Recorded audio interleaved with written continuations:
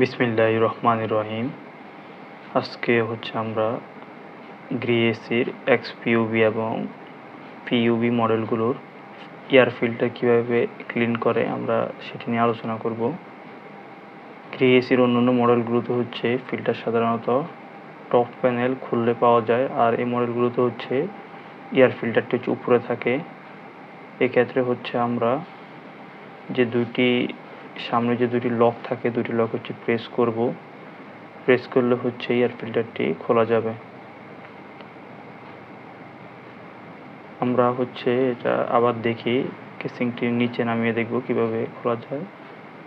দুই পাশে সামনে যে দুইটা লক আছে, দুইটা আমরা প্রেস করব। দুইটা লক প্রেস করার পরে এগুলো উপর দিকে উঠার পরে পিছন থেকে খুলে আসবে। ধন্যবাদ ভিডিওটি দেখার জন্য।